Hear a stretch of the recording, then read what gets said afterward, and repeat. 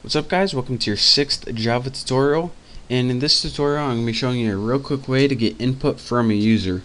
So one way that we can get input from a user is to use something that's already built into Java, and this is called a scanner. And what the scanner does is take information that the user types in from their keyboard and stores it in a variable. So let's go ahead and get the scanner first, and how we get it or tell Java where we need to use it is we need to import it. So go ahead and write import on your first line java java.util scanner, and this is how you're going to be importing stuff from now on. So just get used to that syntax. If you don't know exactly what this means, it's pretty much just getting the scanner and telling Java we're going to need it.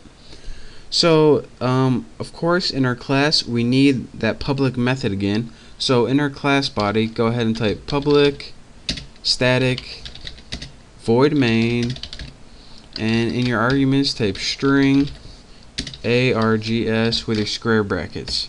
Looks good? Good enough. Now in your body of your main, we need to actually get programming. So we need to make a variable that's going to hold the input from the keyboard before we use it. So to do this, we need to go ahead and write something called scanner, S-C-A-N-N-E-R. This means that we're going to use the scanner. Next, you need to give your variable a name, and I'm going to name mine Bucky.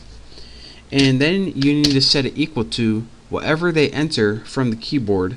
So to do this, you need to follow along. New scanner, and in your parentheses right here, let me add my semicolon first, you need to type system.in.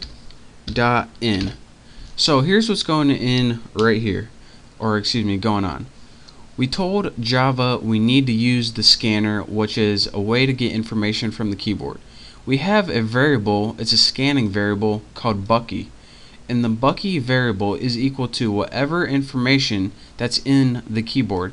And system.in stands for system input, and the only input we have in the computer right here is the keyboard. So this pretty much is short for whatever we type in for the keyboard, hold it in our Bucky variable, and we're going to tell you what to do with it right now.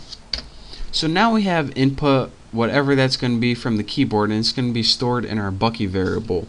What we want to do now is just print it out on the screen. So you remember from the last tutorial how to do that, system.out.println, and in your parentheses you need to type, pay attention, the first thing you need to type is the name of your variable, and that's going to be whatever you made up here. Again, this Bucky, you don't have to write Bucky, of course, you can write anything you want. Now press Bucky period next line, and what this is going to do is allow you to pause and wait until you get input from here. So again, let me run this program and I'll show you guys what it does. Go ahead and press OK, and now down here it's going to say hey now, press enter, and it's going to output hey now. So remember, it had a blank cursor, said hey now. Once you press enter, it just repeated it again, and I'll show you guys what happened right there. Again, one last time, we imported the scanner. If we didn't import it, we can never use it.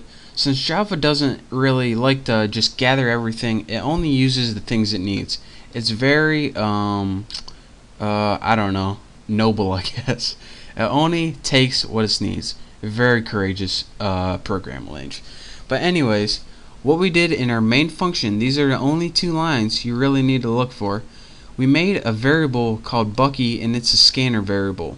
We said we're making a new scanner variable that's going to be equal to whatever the user inputted. In this example, hey now. Now hey now equals Bucky, or Bucky equals hey now. So what do you want? So anytime you print out Bucky, it's going to print out hey now. So instead of system out println with text in here, we actually changed that text for Bucky.nextLine.